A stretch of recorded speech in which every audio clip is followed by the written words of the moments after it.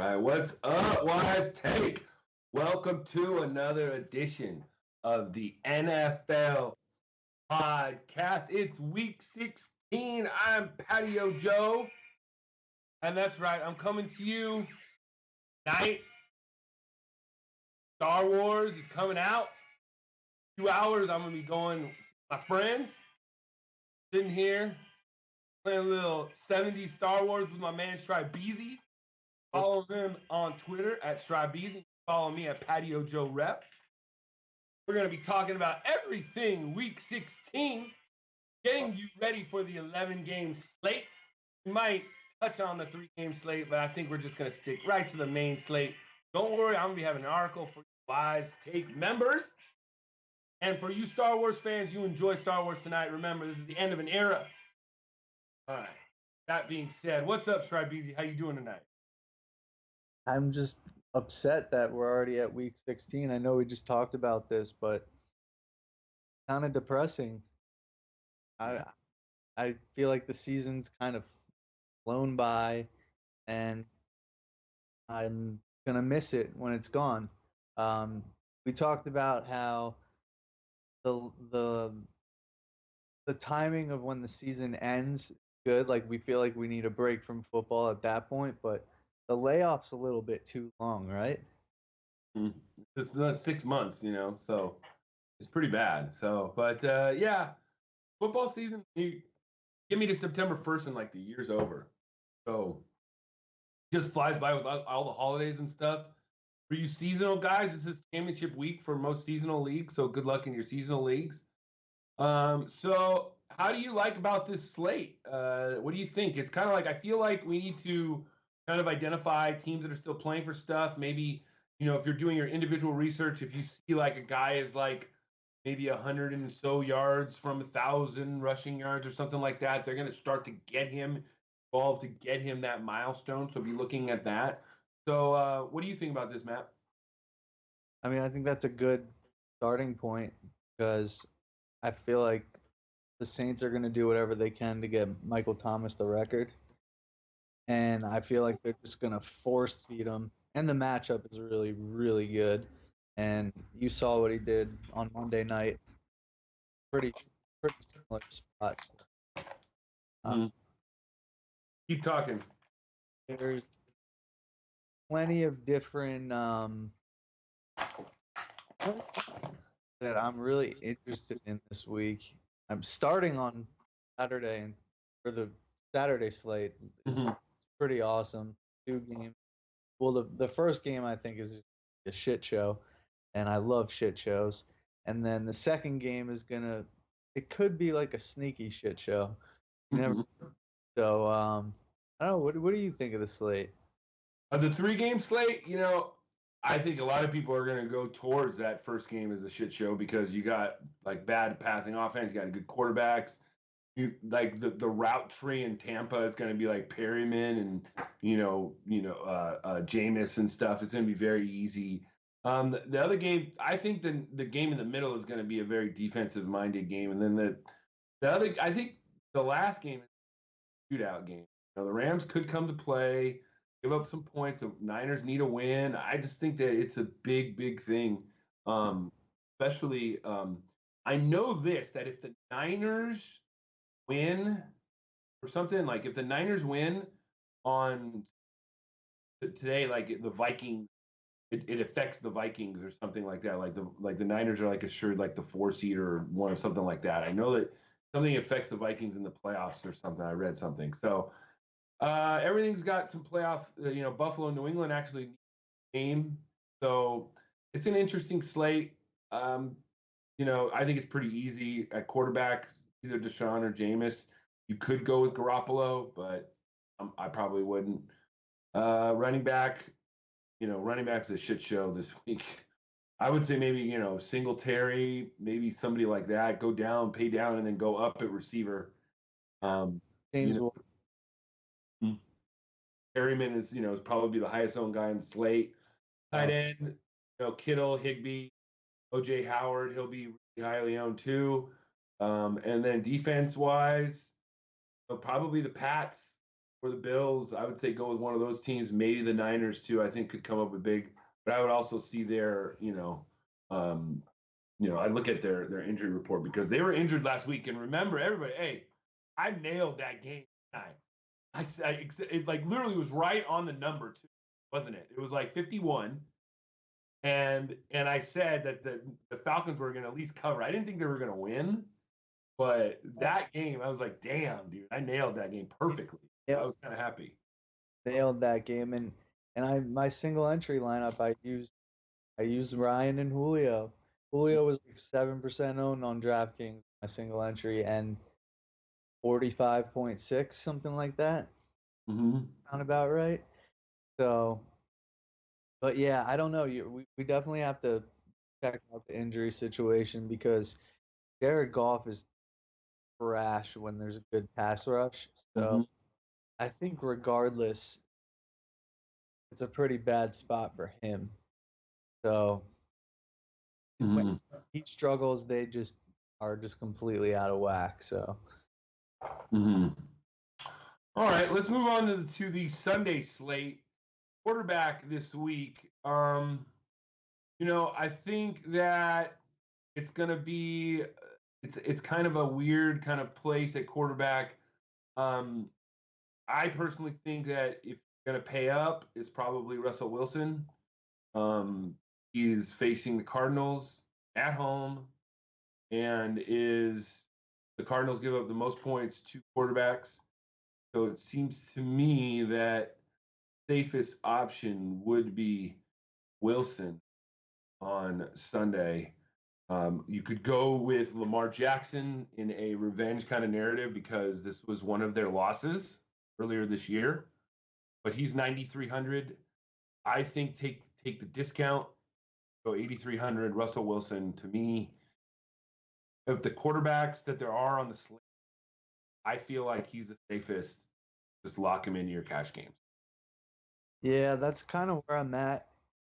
DraftKings too, because they're $1,000 apart. Lamar's 8,000 and Russell's 7,000. So I'd obviously rather take the savings for cash, but in tournaments, I definitely have interest in spending up a little bit just because of that narrative. He's been proving everyone wrong this year, and after that game, there was so much talk about, oh, he's a fraud and everything, and really since then, really since then he's been insane, or since the game after that, ridiculous. So,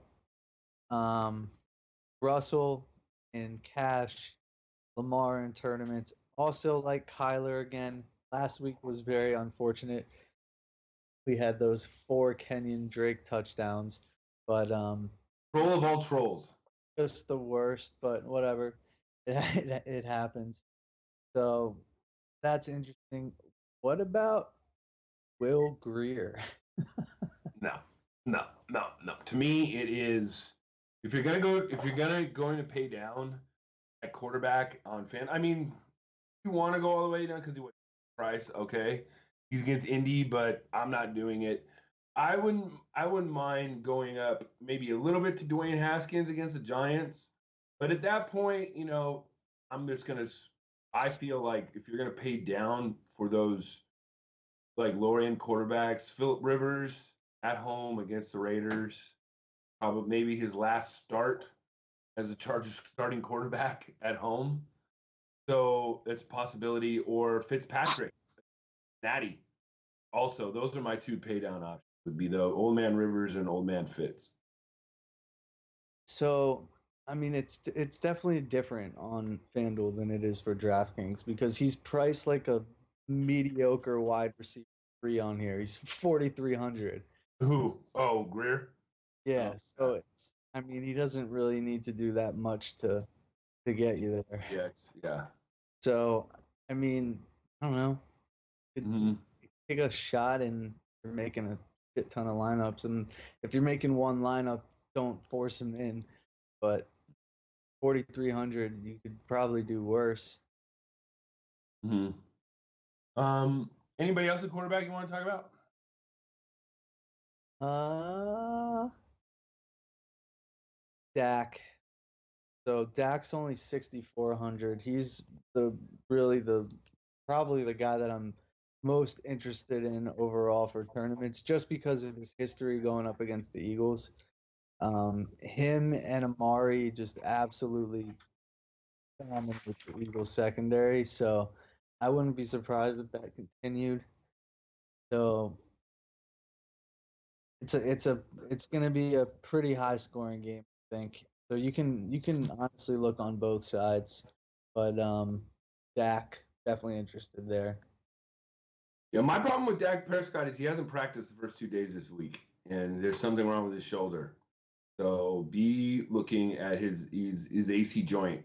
He hasn't practiced, so I would put him in GVP option, and to me, at 8K on FanDuel, he's only $300 less than Russ. I'm just going to pay up for Russ. Um, I think he's fine. yeah, running back. C-Mac again, you're going to play him. That's what you do on DraftKings. It's just lock him in, especially if you're playing Greer, right? I mean, like that's why you do it to put in C-Mac, right? Is that? Yeah, that's why you would do it. Last week I actually didn't play McCaffrey and Cash. I ended up going with Barkley and Mostert and who the hell is the other guy? Oh, Carson. So Greg Ward. There you go. Greg Ward. So, what else you like in running back this week? I like your boy Eckler a lot. I think he's at like 83 catches or something like that. I saw. Is that what it was? So they could try and get him up to 100 to get 100 catches as a running back. Um, even though he's like pretty much a wide receiver, but I think if he has 83, I want to kind of double check that. Um, but yeah, Eckler I think is in a good spot. I also am pretty interested in Joe Mixon at 6,600 Dolphins. It doesn't matter what the situation has been, they've just been force feeding him. It seems like what they're really focused on doing is figuring out what their identity could be moving forward, and it might be a run first, run heavy team. And I think they're just going to try and run on Miami. And I mean, that's not difficult to do this year. So he's definitely in a good spot. And then Fournette's in a little bit of a bounce back spot, but it's tough to trust that team. It's kind of an unfortunate little situation over there. Yeah, running back this week is a little bit tricky, especially if you're not going to go with C-Mac, but he's obviously in a decent spot against Indy, but Indy actually does pretty good against the running back. It's funny, you talked about Barkley and Cash last week, and everybody, he was like 60% owned, and like, feel like that's like, if I have a DFS blind spot, to me, that's like, the guy hasn't done it all year, but yet he was 60% owned, and it's just crazy to me. It's hard for me to wrap my head around a safe play just because of matchup when he hasn't done it all year. You know what I mean? I know it was pretty crazy. It just made more sense, and he was just projected so high. And I rely on projections every single week, and I'm a big believer in the whole overall, not just like every weekend is one slate. I look at the whole thing as a slate, so I try to keep it consistent. So I trusted the projections. He was showing up in every single optimal that I'd try and put together. Hard to get away, yeah. Yeah, on FanDuel this week, like I said, running back is a little bit tough, but to me, it is the cash game lock is DeAndre Washington at 5,600. Josh Jacobs isn't playing. He already said he's out, so he's out this week. So that makes DeAndre Washington the chalk running back start off with at 5,600 going against the Chargers. It's a volume play. And you just hope that he's going to get you 2.5x, fade him in GPPs. Up top though, C-Mac is good. Barkley, I'm still going to stand on that molehill and say don't go with him in catch, even though he's playing the Redskins, who's all right. I'd rather just play for Zeke. Carson's in a decent spot. Not going to go with Chubb. Mixon, you talked about Mixon. I like Joe Mixon. I think he's also a very, very, very cash-worthy play. Lock him in. He's had over 125 scrimmage yards in the last few games, and he's definitely been very, very involved in the offense since he's come back from the injury. Other guys I like this more for GPPs, just because he doesn't catch balls, so you're really relying on the touchdown. But that's Marlon Mack, 7,300, going against Carolina. We know that you can run on Carolina very well. Marlon Mack is also only like 117 yards away from 1,000 yards here. So that gives a little bit extra incentive to where I think that they're going to try and get him a spot. I think Alvin Kamara at 7,200 against the Titans. Titans give up a lot of passes to the running backs. I think he's more of a DK play, but at 7,200, Miles Sanders is priced higher than Alvin Kamara this week. Isn't that crazy? That shows you how bad of a year he had. It's just crazy. And he's one of my favorite players in the NFL, but he has had an off year. There's just no two ways to look around it. Two guys I want to ask you about. They're both in really good spots, but they're both very, very unpredictable. One is Philip Lindsay at 6,300 going up against Detroit. The other is right below him on FanDuel is Devonta Freeman going at home against Jacksonville. Yeah, Freeman's in a really, really good spot. He's only 6,000 on DK.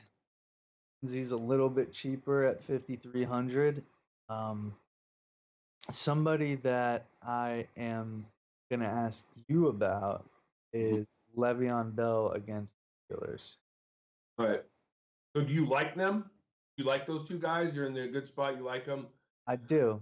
My thing with Freeman is that all year the Falcons have run inside the 5-yard line 5 times. They've had 5 times to run inside the 5-yard line, and they've only run it with Freeman once. So they've really maintained him. So it's kind of gives me hesitation. Le'Veon Bell, Tolfade. To me, I feel like he's persona non grata. Steelers have been looking at this game all year. They've been circling it. The next, you're going to get Le'Veon. And I just don't think the Jets are good enough to even make him shove it up their ass either. I think the Steelers are just a better team, like a better defense. Good. Yeah. The Patrick Laird experiment busted last week, and that is now yesterday's news. There's really nobody else, though, running backs. I feel like DeAndre Washington is the chalk play, and then we're just going to fill in with those guys up top. I like Eckler, like you said. That's good, too, but more DK plays. Marlon Mack, Fournette's in a tough spot, I think. Mixon, and one of those guys up top. Yeah. Moving on to receiver, you lead us off. Real quick before we move on to receiver, I just wanted to say if you want to pivot from the chalky Washington on DK 4,000, pivot to $4,000 Boston Scott and hope for a high-scoring Eagles game because he is like a little mini Darren Sproles. I'm telling you, he didn't go crazy last year. Got like 13 DraftKings points at the minimum salary, 3,000, which is pretty damn good. So, definitely should mention him. Moving on to wide receiver, I think a lot of people are mostly going to go back to Julio because of the recency bias and Jacksonville is not very good. Michael Thomas is my favorite play. I know he's 9,300, but there's plenty of different value options on the slate that kind of force you to go up and pay for somebody like him. So I like him. He's going to probably show up in a ton of my lineups. Moving down to cheaper guys, I think Larry Fitzgerald's interesting just because they're getting towards the end of the year. I don't know what the deal with him is going to be. Um, they don't really have anything to play for, so maybe $4,200. Interesting there. Greg Ward's also $4,200. A little bit kind of if more tougher to play him there than he was when he was 3,000, but still interested. Um, and then Amari Cooper, I mentioned before. He's in a pretty, he's in just a pretty ideal spot, and he's only 6,700. He can literally drop 40 this week. Don't be surprised if he does. The bad Eagle secondary. For me, wide receiver is where it's just wide open. This game has just become wide receivers heavy. You can go almost anywhere. More of a passing game. Michael Thomas is about one or two catches away from breaking the record for most catches in a season. So they're going to want to get him that. And he's basically had over 20 points on FanDuel, 6 out of the last 7 weeks, aside from one against Atlanta 3 weeks ago. So Michael Thomas up top, like what you said about Amari Cooper. Tyler Lockett in the slot against Arizona. Great to pair with Russ. I think that's where you want to go if you're going to go between the two. Peterson will be on DK Metcalf. AJ Brown, I think, is going to get the Marshawn Lattimore treatment. So if you want a GPP, he seems to be just like a very favorite guy though right now, still though. So I don't mind that. Guy I think that's sticking out price wise is Keenan Allen at 6,700 going against the Raiders. He has had 45 targets the last 5 weeks. If he gets in the end zone, it's even better. But he's pretty safe at his price to get 2.5x. Don't forget Michael Gallup on the other side that game, especially if everything's Dak is healthy. Stuff. I think that game could be very, very played. A lot of people are going to go to that game. Dak's fine. What's up? Fine. Dak is fine. He's going to play. Just I don't know. They're not. There's no way he's going to not play. But you missed practice 2 days in a row. That does mean something. So be able to get any pressure on him. Have all day to throw. He'll be good. Maybe some other guys you got to look at down below. Alex Erickson at 5,100, going against Miami. He's just going to get some targets. There's not very many guys to throw to. Last week against New England was a terrible week, so don't shy away from him just because what happened last week against New England. He got negative points, so bad. What about Justin? I forgot to mention this guy for Saturday. Justin Watson. I mean, there's not very many people else in Tampa that are catching the ball, so why not? Yeah. Why not? Mike Williams also, I think, is another good play too. He's last 3 weeks been 2.5x. So good. Yeah. He's got a touchdown last 2 weeks too. So he's a freak. Makes the crazy with grass. But that's about it. I don't think that there's not too many others. I think Tyler Boyd you could go to also was in a great spot at 6,600. Got Dalton back throwing him passes. It's not a primetime game. Then between the Giants receivers though, who do you like between Shepard, Tate, and Slayton? They're all priced around the same. Slayton seems like he's the touchdown guy. He's the guy with the best chemistry with him, which is crazy because youngest. But I like him of the three. Anybody else have receiver you want to talk about? So I have these really random plays. If you're looking for cheap people, I always try and find these random guys. Fifth on the Jets is 3,000. He gets some looks.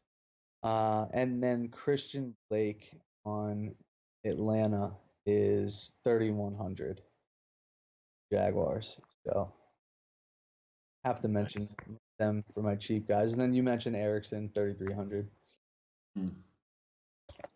All right. Tight end. Tight end this week is once again kind of a shit show. Where do we want to go with it? What do we want to do? Do we want to go like Hunter Henry, or is it just worst team against tight ends is Cardinals, so it's Hollister? Is that what it is? Yeah, I mean, I don't know what FanDuel has Hollister priced at. 5,700. 57. Yeah, that's what Higbee was when we played him. I remember that's what his Higbee was last week, maybe. He's 4,200 on DK, and Hooper's 4,400, and Henry's 4,700. Honestly, can't go wrong with any of those three. I'm probably not even gonna think about playing anybody else, maybe other than I think Ertz could look at Ertz as just a wide receiver basically, and he should get double-digit targets. I think what they'll try to do is lean more on the run, and if that doesn't work, and the Cowboys get up ahead, they're going to be forced to pass, and they're just going to feed Ertz. So that's definitely game flow dependent, but there's definitely a scenario where go off. But yeah, it's just really those three guys for me. I mean, in Hollister, it's like, dude, it's so bad in Arizona that Njoku was like a late scratch, and Ricky Seals-Jones had like 3 catches for 40 yards and 20 touchdowns last week as the fill-in. Like, it's just so bad, So I just think that it's just the way to go. I think if you wanted a decent pivot, if you wanted to go, if you were playing a GPP off that game, go to the other side of that game in Charles Clay, because Seattle doesn't cover the tight end very well either. So it's just that's a way dart GPP throw, but it could happen because nobody's going to have it in that game. So if you were stacking that game, you wanted to fade some of the chalk, go with Clay with Russ, or you know what I mean, and have a different type of. That's how you get just a little bit different. But yeah, tight end is not very good. I think you could maybe look at Greg Olsen because he's coming back. Maybe this rookie is going to lean on him a little bit, but it's not really anything that you can really like rely on. Dallas Goedert, I think, is not a bad option. Also, that's the pivot for Hollister on DK. Yeah. Played 84% of the snaps last week. It's probably going to be something similar this week because there's just nobody else. I mean, there was one wide receiver that had a catch other than there was only one wide receiver that had a catch last week, I think, and it was Ward, which is a crazy stat. So I think Goddard's a pretty good play too, and he always plays well against Dallas. And then here's another GP dart throw. I have not suggested him all year, but because he has such different capabilities at 5,200 on FanDuel, Taysom Hill is a tight end. He could catch a pass, he could throw a pass, and he could run. At that price, not a bad option. I mean, it's not like I'm not saying if I was doing like 20 lineups, he's going to be in 18 of them, but you know what I mean? Like it's a way to get like a cheap touchdown or something like that, or running one. Like, you could just see it like at tight end at 5,200. Like you're almost like punting anyways. Yeah, but you're almost looking for like two. You almost need 2 touchdowns to like win a tournament. I mean, he's had 17 and a half points was his most all year. So who knows? It might be the Taysom Hill game. All right, let's move on to defense. Defense wins championships. Broncos. lock in the Broncos? Don't think about it, or Yeah, down? I just don't see how that guy doesn't implode against the Broncos in Denver right now. Mhm. Old as hell. Yeah, I can't see it happen. I could see maybe Chargers D, good spot at home. The last time the Giants and the Redskins played, for some reason the Giants D had like 20 something points and completely shut them down. I think it was Haskins' first game. So definitely consider that. Also, you got Devlin Hodges and the Pittsburgh Steelers going to New York, playing the Jets, who's decent defense. They're not great, but they're 3,600. I think they're your pay down option. Yeah, they're only 3,000 here. I'd still rather go down 200 at least here to the Giants or even the Redskins on the other side. Yeah, see, those two teams are both higher than Yeah, it's different. the Jets, so it is a little bit different that way. Because you could see Hodges throwing a pick six or something like that. I also don't mind the Falcons at 4,400 or the Ravens at 4,500 going up against Baker. We all know Baker can implode. Yeah, right. Yeah. He is just terrible, man. It's just getting bad. Well, I called it all year. That's one of my best calls. I knew that wasn't going to go bad. So, all right. Any other defenses you want to talk about? Really? No. All right. All right. Let me text our main man here and say. All right. Good. All right. He's here. All right. Let's get to our Vegas picks. Our top three. And we're going to get at it. Yeah. Go with the Saturday slate if you want. If not, we can go any games you want this week. You lead us off. We could do the Saturday slate. I think that the Bills Patriots game is going to go over 36.5. Bills Patriots over. All right. Yeah, I think like it's going to be one of those games where people just make big plays and you don't need a lot of points to go over 36. All right. I'm going to go with Dallas Philly over 46. Do the over on that game. Yeah, I like that. Definitely like that. So for my next one, I like Miami to just win straight up against the Bengals. Right now, I'll just take them straight up. Okay. Tell me how much on the ledge is this. I like Chicago getting 6 points at home. Yeah. Tonight. How crazy is that? Kansas City.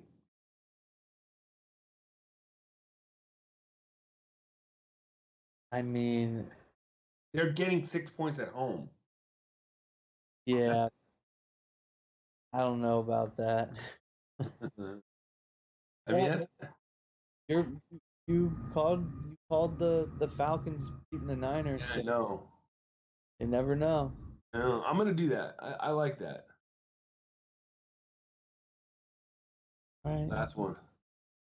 All right. My last one is gonna be the Chargers -7 at home against the Raiders. Philip Rivers' last home game in San Diego Los Angeles. or whatever, Los Angeles. He's done, right? I don't know. I think so. He might go play. I could see him going to Titans. For Tennessee. Because he's from that area, from Alabama. He's expressed interest to go over there. You don't think Tannehill will? Tannehill might get a contract somewhere else. He's going to make a lot of money this year. Might not be with Tennessee. Yeah. He might be this year's Nick Foles. Yeah, that's why he should probably stay in Tennessee. Yeah.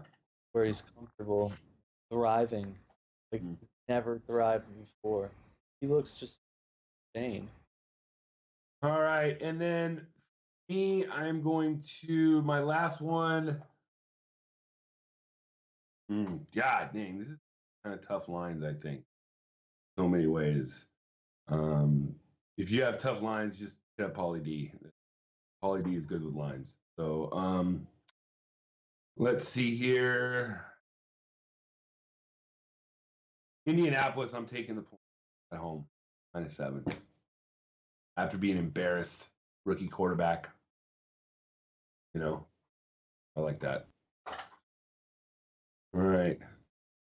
I think that's going to do it for the NFL podcast for week 16. Be sure to join Holly D and CK for the week 16 Wise stream. Who knows? You might have a special guest like there was last week with me, Patio Joe, breaking down week 16. That's right. I told y'all I was going to come on, and they waited and they waited. They actually started the show last week. I messaged CK. I go, CK, should we make this a three-way? And I meant it totally non-gay. And he loved it. And he was like, let's do it. And it was awesome. So we had a three-way show between me, Pauly D, and CK. It was the first time. I loved it because I was able to connect with like the members of the nation and stuff like that. So anything to say in closing? Let's win money. A lot of it. Yes, let's win money. I like it. That's right. So, for my man Scribeezy, I am Patio Joe. And our man CK says in the back, may the force be with you. I'm out.